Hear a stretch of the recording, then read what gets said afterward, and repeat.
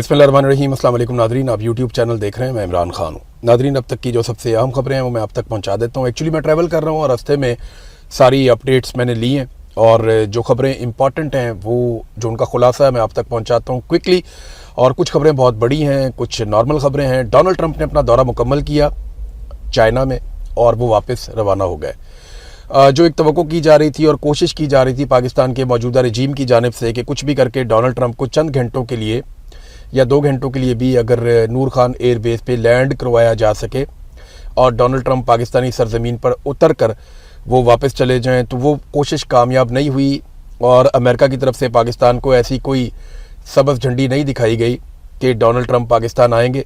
तो बहुत सारे टाउटों ने दावे भी किए थे, पाकिस्तान की मिलिट्री एस्टेब्लिशमेंट ने कोशिश भी की थी, लेकिन फ़िलहाल तो डोनाल्ड ट्रंप ने तारीफ़ों पे ही रखा हुआ है। वो अपना काम निकाल रहा है फील्ड मार्शल से, शहबाज शरीफ से, और वो अपने जूते भी पॉलिश करवा रहा है, अपना काम भी निकलवा रहा है और उसके बदले में पाकिस्तान को मिल भी कुछ नहीं रहा।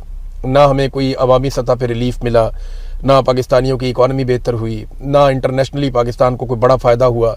इंडिया ने पानी रोका हुआ है, उसके ऊपर कोई डेवलपमेंट नहीं हुई, तो पाकिस्तान को कुछ नहीं मिला इसमें। लेकिन पाकिस्तान के फील्ड मार्शल को और शहबाज शरीफ को अपनी डिक्टेटरशिप मजबूत करने का मौका मिला। तो डोनाल्ड ट्रंप जनाब वापस चले गए। अमेरिका को क्या मिला चीन के दौरे में? देखिए, कोई बहुत बड़ी डेवलपमेंट इसमें हुई नहीं। आपको मैं दावा करूं कि डोनाल्ड ट्रंप का दौरा बहुत कामयाब था तो नहीं, ये एक एवरेज दौरा था जो इस मौके पे डोनाल्ड ट्रंप ने किया। और डोनाल्ड ट्रंप जिस तरह की फेस सेविंग चाहते थे चीन के दौरे में भी उन्हें नहीं मिली। और चाइना इस बात को अच्छी तरह जानता था कि इस वक्त जो सदर चीन में आया ये बहुत कमज़ोर है। यानी इससे पहले जब डोनाल्ड ट्रंप चीन गए थे तो वो एक मजबूत सदर के तौर पे गए थे। इस वक्त डोनाल्ड ट्रंप की इतनी हैसियत वहाँ पे है नहीं अमेरिका में, और चाइनीज़ इस बात को अच्छी तरह जानते हैं। अब कुछ चीज़ें इंपॉर्टेंट वहाँ पे जो हुई, डोनाल्ड ट्रंप ने ख़ास तौर पे जो एक प्रेस टॉक की उसमें जो सवालात के जवाब दिए, वहाँ से पता चलता है कि डोनाल्ड ट्रंप ने ये दौरा किया एक बहुत ताकतवर मुल्क का। डोनाल्ड ट्रंप का जो सुलझा हुआ एटीट्यूड है ये ऐसा हमने पहले कभी नहीं देखा। बड़े अच्छे बच्चों की तरह हमने डोनाल्ड ट्रंप को देखा, तारीफ़ें करते हुए और ज़मीन आसमान के कलाबे मिलाते हुए। तो डोनाल्ड ट्रंप ने गेम उठा के रखी और वहाँ कोई ऐसी हरकत नहीं की जिन हरकतों के लिए डोनाल्ड ट्रंप और नरेंद्र मोदी जो हैं वो मशहूर हैं दुनिया में। वो ज़बरदस्ती जफ्फियाँ भी डाल लेते हैं, हाथ भी दबा लेते हैं, खींचते भी हैं लोगों को और अजीबोगरीब किस्म के जुमले भी बोलते हैं। लेकिन डोनाल्ड ट्रंप बड़े तहम्मुल वाले, बड़े सुलझे हुए आदमी के तौर पर दिखाई दिए चीन के दौरे के दौरान। यानी डोनाल्ड ट्रंप ने उस तरह की तमीज़ का मुजाहरा किया जैसी तमीज़ का मुजाहरा अमरीकी हुक्मरान जब चीन पहुँचे तो उन्होंने अच्छे बच्चों की तरह वहाँ मुजाहरा किया। जंगबंदी नागुज़ीर है, चाइना ने यह कहा और ये डोनाल्ड ट्रंप ने अनाउंस किया। और साथ में ये भी ईरान के ख़िलाफ़ कोई स्टेटमेंट नहीं दिया चाइना ने। यानी जो एटमी सलाहियत ईरान का होना है इसके ऊपर अमेरिका का बड़ा एक वाज़े मौक़िफ़ है कि वो ईरान को एटमी सलाहियत नहीं बनने देंगे। लेकिन चीन ने इस हवाले से कोई बयान जारी नहीं किया। ताइवान के हवाले से अमेरिका बड़ा खुलकर हमेशा ताइवान की सपोर्ट करता रहा है, तो डोनाल्ड ट्रंप ने ताइवान को भी कोई ख़ास सपोर्ट नहीं की, उस हवाले से भी कोई ख़ास बात नहीं की डोनाल्ड ट्रंप ने।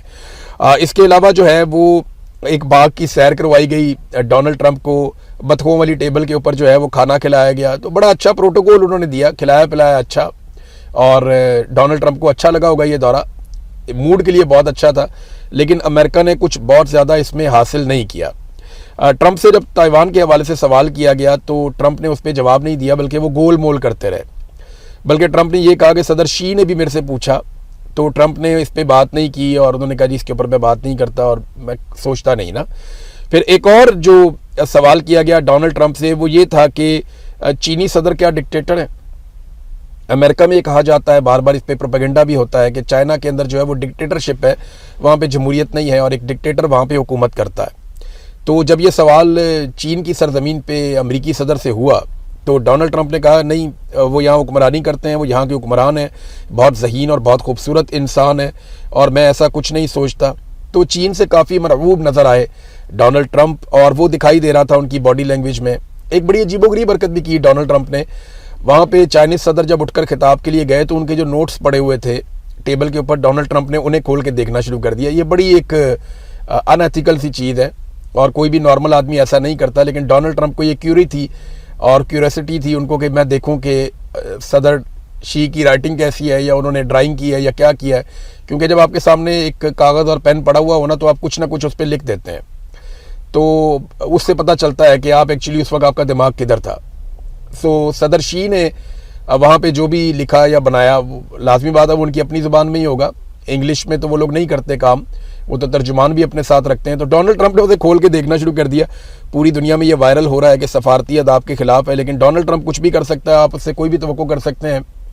سعودی عرب میں نا جو کراؤن پرنس ہے یا جو بادشاہ ہے اس کو آپ ٹچ نہیں کر سکتے, یہ الاؤڈ نہیں ہے, فوری طور پہ ان کی فورسز ایکٹیو ہو جاتی ہیں. تو ڈونلڈ ٹرمپ نے وہاں پہ تقریر کرتے ہوئے ایک دن جا رہے تھے اور محمد بن سلمان کو جان بوجھ کے ان کے کندھے کے اوپر ٹچ کر کے ایسے ہاتھ مار کے وہ گئے اور مسکراتے ہوئے نا کہ دیکھو میں نے سعودی عرب کی سرزمین کے اوپر ان کے کراؤن پرنس کو ٹچ کیا ہے. تو ڈونلڈ ٹرمپ کو ایسے پنگے لینے کا شوق ہے اور وہ لیتے رہتے ہیں. اب پیوٹن جا رہے ہیں جناب چین کے دورے کے اوپر. چین کا اور روس کا ایک بڑا زبردست الحاق ہے. رشیا ایک بڑی جو ہے وہ دنیا کی طاقت ہے, اس کے پاس وسائل بھی بہت زیادہ ہیں اور ملٹری کے اعتبار سے وہ ایک طاقتور ملک ہے. اکانومی کے اعتبار سے رشیا جو ہے اس کی جو ڈاکومنٹڈ اکانومی ہے وہ اتنی بڑی نہیں ہے, لیکن وہ بڑا تگڑا ملک ہے, یہ ہم سب جانتے ہیں. اور چین کے ساتھ اس کا ایک بڑا زبردست الائنس بھی ہے. اب فوری طور پہ پیوٹن کا دورہ ہے اگلے ہفتے چین کا, وہ دورہ بھی بہت اہم ہوگا. اور ایسا لگتا ہے کہ ڈونلڈ ٹرمپ جو حاصل کرنے آئے تھے چین میں, اگر وہ انہیں نہیں ملتا اور چائنا کوئی رول پلے نہیں کرتا زور زبردستی یا طاقت کے بلبوتے پہ یا اپنا اثر رسوخ استعمال کرتے ہوئے, تو جو آبنائے ہرمز اور اس کی سراؤنڈنگ میں دوبارہ سے کشیدگی پیدا ہو سکتی ہے, لڑائی بڑھ سکتی ہے اور پھر چین اپنا رول شاید پلے کر دے. ناظرین, پاکستان کی جو سفارتی کامیابیاں جن کو دعویٰ کیا جاتا ہے موجودہ حکمرانوں کی جانب سے, ان کے اوپر پھر سوالات اٹھنا شروع ہو گئے ہیں اور وہ یو اے ای کے حوالے سے خاص طور پہ ہیں. پاکستان کے اور یو اے ای کے تعلقات کئی دہائیوں پر مبنی ہیں, لیکن یو اے ای بہت تیزی سے انڈیا کے قریب اور پاکستان سے دور ہوا ہے. جتنے بھی انڈیا کے بڑے بڑے ایکٹرز ہیں وہ سارے وہاں پہ مارکیٹنگ کا کام کرتے ہیں یو اے ای میں, بلکہ ان کے برانڈ امبیسڈر بھی انڈیا کے ایکٹرز ہیں. جو بڑی بڑی بلڈنگ اور انویسٹمنٹ ہو رہی ہیں وہ انڈیا سے آ رہی ہیں, اور پاکستانی اگر انویسٹمنٹ کرتے بھی ہیں تو وہ انڈین ایکٹرز کے ساتھ اور انڈین کمیونٹی کے ساتھ مل کر کام کرتے ہیں. تو بھارتی کمیونٹی نے وہاں پہ بہت بڑی جگہ بنا لی ہے دبئی میں, وہ پورے نظام کو چلا رہے ہیں, جبکہ پاکستانی وہاں پہ صرف مزدوری کرنے کے لیے اور ڈرائیونگ کرنے کے لیے گئے ہیں.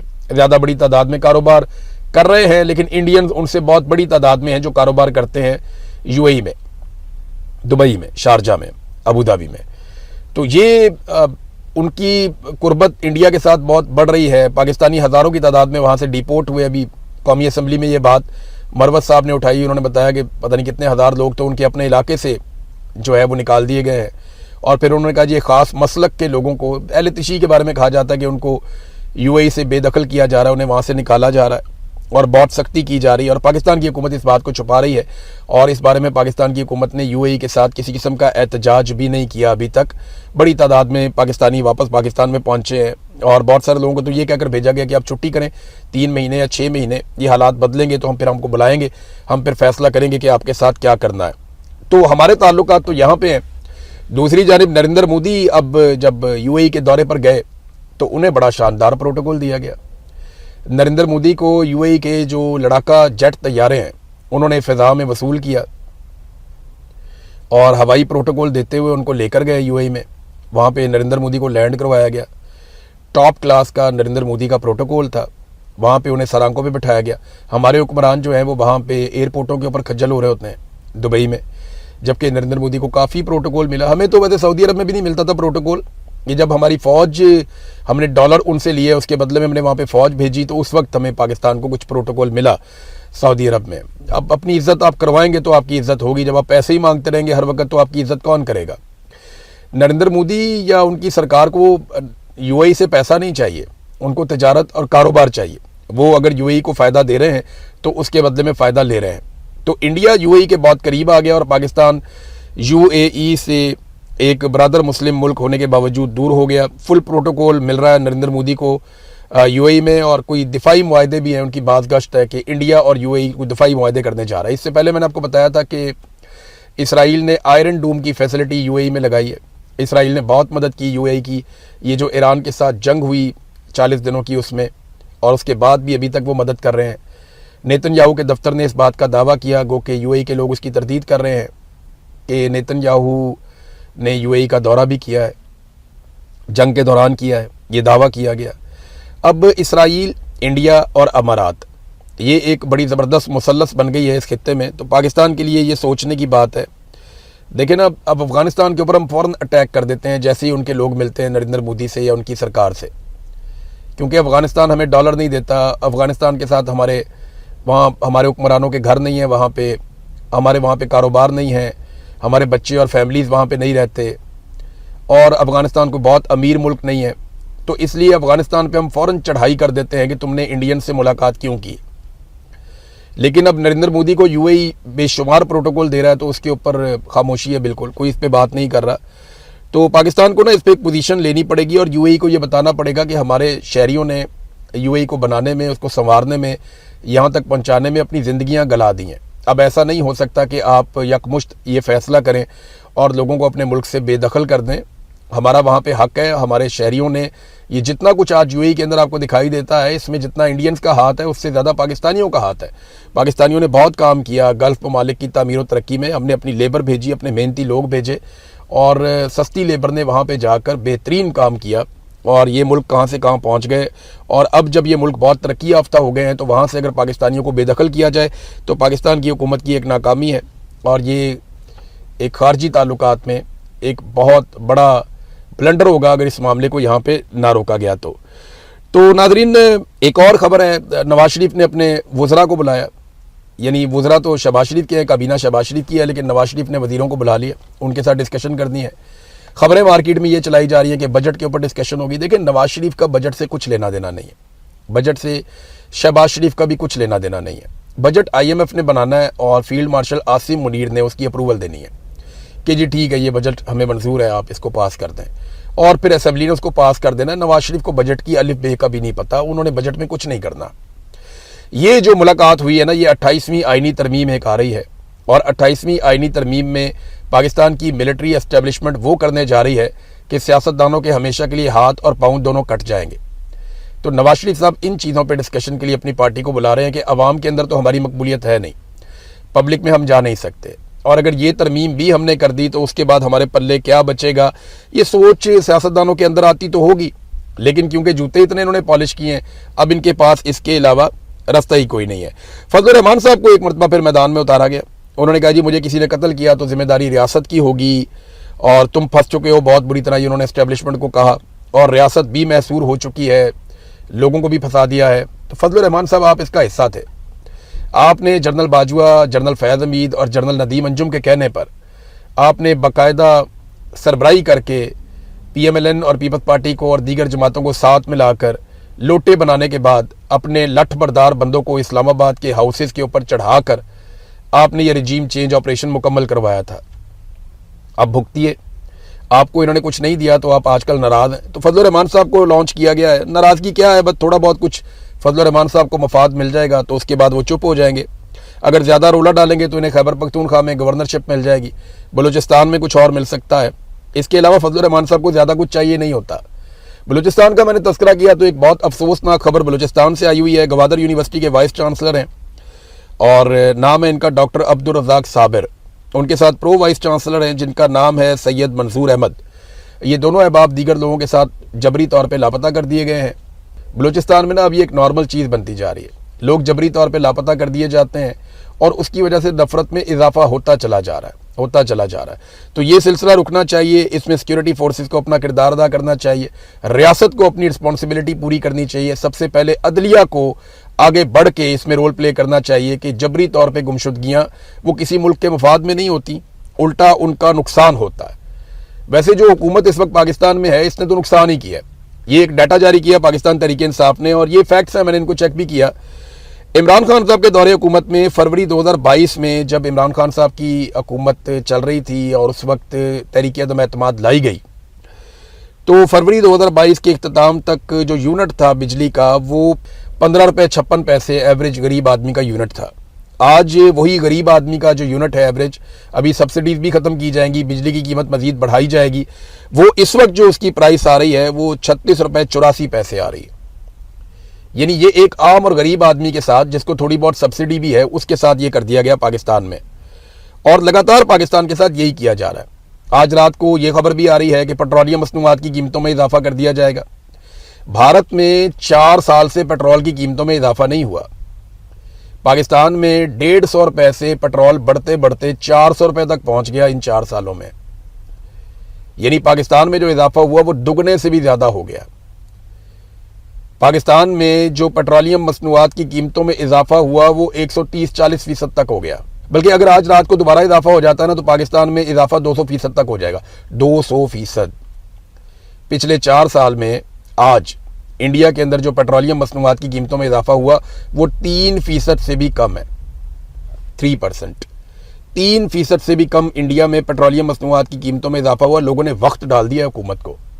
लोग तनकीद कर रहे हैं, रोला डाल रहे हैं, एहतजाज कर रहे हैं, आवाज़ उठा रहे हैं। ये है इंडिया के अंदर अवाम की और हुकूमत की सूरत हाल। क्योंकि वहाँ पे हुकूमत अवाम के वोटों से आती है तो उन्हें डर लगता है अवाम से, और अवाम को ये कॉन्फिडेंस है कि ये हमारे से वोट लेकर आते हैं तो अवाम उनको फिर बताती भी है जब वो अवाम की मंशा के खिलाफ कोई फैसला करते हैं। तो नाज़रीन, अब ये सूरत हाल है। इस वक्त भारत में 4 साल के बाद पेट्रोल की कीमत में 3 रुपए का इजाफा हुआ, जो 3% से भी कम बनता है, तो उसके ऊपर इंडिया में शोर मच गया। जबकि पाकिस्तान में जितना मर्जी इजाफा कर लें कुछ नहीं होता। एक और खबर है नाज़रीन, खबर यह है गिलगित बल्तिस्तान में इलेक्शन हो रहे हैं और सबकी तवज्जो ये है कि वोट इकट्ठे किए जाए। हुकूमत अंधाधुंध पैसा खर्च कर रही है, लोगों को खरीदने की कोशिश की जा रही है, लोगों को लालच दिया जा रहा है, लेकिन ज़्यादातर लोग आज भी पाकिस्तान तहरीक इंसाफ कैदी नंबर 804 को वोट डालना चाहते हैं। कराक्रम हाईवे बंद है। लोअर कोहिस्तान, दासू और चलास के मकामात पे लैंडस्लाइडिंग हुई है और किसी की इस तरफ तवज्जो नहीं है। हुक्मरान जो हैं ये फ़्लाइट्स के अंदर जाते हैं और जाकर वहाँ पे अपनी कंपेन करते हैं, लेकिन जो रास्ते बंद हैं, बाबू सर टॉप भी बंद है अभी तक, वो 20 जून को जाके खुलता है, तो उस पर किसी की तवज्जो नहीं है। गिलगित बल्तिस्तान से इनको वोट ज़रूर चाहिए, लेकिन उनकी आवाम का इनको एहसास नहीं है। लैंडस्लाइडिंग से रास्ते बंद हैं, 1-2 मशीनें खड़ी हैं और वो काम ही नहीं कर पा रही। ये हालात हैं। तो तवज्जो इनकी सारी की सारी वोटों पे और हुकूमत बनाने पे। और मैं आपको ये बता दूं कि पाकिस्तान की मिलिट्री एस्टेब्लिशमेंट इस बात को कभी भी बर्दाश्त नहीं करेगी कि कश्मीर में और गिलगित बल्तिस्तान में हुकूमत किसी ऐसी जमात की हो जो मिलिट्री एस्टेब्लिशमेंट के मफादात का तहफ़्फ़ुज़ ना करे। वो हर हाल में वहाँ अपनी मर्जी की हुकूमत बनाएंगे। नाज़रीन, 28वीं आईनी तरमीम में एक बात ये भी सामने आ रही है कि वोटरों की उम्र में इजाफा किया जाएगा। तो इन्हें लगता है कि ये 25 साल तक की उम्र में अगर वोटर वोट डालेगा तो शायद इमरान खान के वोट कम हो जाएंगे। तो ऐसा होना नहीं है। लोगों ने मजीद जिद में आके वोट डालने, और जो 25 साल से छोटी उम्र के होंगे ना, वो अपने घर के हर बंदे को पहुंचाएंगे फिर पोलिंग स्टेशन पे निकल के वोट डालो। तो ये उल्टा इनके गले में पड़ जाएगा अगर इन्होंने मजीद कम की वोटर्स की तादाद और उनकी उम्र में इन्होंने इजाफा किया। तो नाज़रीन, 11 नई शराइत दी हैं IMF ने, और उन सब पे पाकिस्तान को अब अमल करना पड़ेगा मौजूदा जो बजट है उसके अंदर। तो पाकिस्तानियों के ऊपर एक बड़ा बोझ आने वाला है। 2 और खबरें हैं छोटी छोटी, मैं आपको दोनों बता देता हूँ। एक तो ये है कि स्टेट मिनिस्टर फॉर दाखिला तलाल चौधरी का एक स्टेटमेंट आया और उसमें उन्होंने कहा, और ये रिकॉर्ड के ऊपर आपने स्टेटमेंट रखना है, जब मौका आएगा ना तो हम इसको दोबारा निकालेंगे। उन्होंने कहा जी इमरान खान की बिनाई 6/6 है, और ये स्टेटमेंट उनका अब रिकॉर्ड पे आ गया। वो ये कह रहे हैं कि इमरान खान की आंख के अंदर कोई खराबी नहीं है, उनकी आंख बिल्कुल ठीक है, जो इलाज चाहिए वो हम कर रहे हैं। ये वजीर दाखिला स्टेट मिनिस्टर फॉर इंटीरियर हैं तलाल चौधरी, और ये उनकी रिस्पॉन्सिबिलिटी है, उन्होंने ये स्टेटमेंट दे दिया है। अब अगर कुछ होगा तो जिम्मेदारी PMLN के कंधों पे, मौजूदा हुकूमत पे और उनकी कैबिनेट पे आएगी। आखिरी खबर नाज़रीन, अब ये खबर मैं अपने मुंह से पढ़ूंगा ना तो वो बुरा लगेगा। ये एक लेफ्टिनेंट साद बिन असद हैं, रिटायर्ड, ये DC कोयटा हुआ करते थे साबिक। इनके हवाले से आदिल बज़ई साहब ने एक बात की है, जो मेंबर कौमी असेंबली, जरा उनके मुंह से ये आप सुन लें वो क्या बता रहे हैं। कि आपने DC कोयटा पे इल्ज़ाम लगाया कि उन्होंने आपसे रब्ता किया और कहा कि आप मेरी गर्लफ्रेंड से मिले। जब आपने इनकार किया तो इस पे आप उन्होंने आपका प्लाजा वगैरह गिरा। नहीं, वो कह रहे थे कि मैंने जो आपका प्लाजा गिराया है वो आप डिजर्व करते हो कि मैंने आपका जो प्लाजा गिराया है, ये उसके बाद नहीं गिराया था, पहले गिराया हुआ था। उन्होंने कहा था कि आपने डिजर्व करते हैं जो मैंने आपका प्लाजा गिराया और मैं तुम्हें देख लूंगा। किस सिलसिले में मिलने के लिए? वो आपसे, आपकी फैन है और आपसे इंटरव्यू करना चाहती है। मैंने कहा नहीं, मेरे पास टाइम नहीं है, और असेंबली में लोग आते हैं, वो सारे हमसे इंटरव्यू भी करते हैं, और आपको पता है, तो वहां पे अगर हो सकते है तो ठीक है, मगर मैं इस तरह मैं किसी से अकेले में नहीं मिल सकता। ये सुना नाज़रीन आपने, हमने इनको भर्ती किया कौम की खिदमत के लिए, हम इनको तनख्वाह देते हैं कौम की खिदमत के लिए, और इन्होंने कंजरखाने खोले हुए हैं। ये हालात है पाकिस्तान के। वो मुझे ISI वाला आके कहता है हम 2 लड़कियां लेके आए उसके साथ वीडियो बना लो, मुझे वो बात ही नहीं भूलती। मुझे इतनी तकलीफ हुई, मैंने कहा यार ये कैसा मुल्क है, ये मुल्क है, क्या बना दिया इन्होंने मुल्क को। बेशर्मी की भी एक इंतहा होती है। खुदा का वास्ता अपने गिरबान में झांकें। आप लोगों को यूनिफॉर्म इसलिए नहीं पहनाए गए, आप लोगों को ये ओहदे इसलिए नहीं दिए गए, कौम अपना पेट काट के आपको तनख्वाहें इसलिए नहीं देती कि आप ये कंजर खाने खोलें पाकिस्तान में। अब तक के लिए इतना ही। अपना ख्याल रखिएगा, अपने इस चैनल का भी। अल्लाह हाफिज़।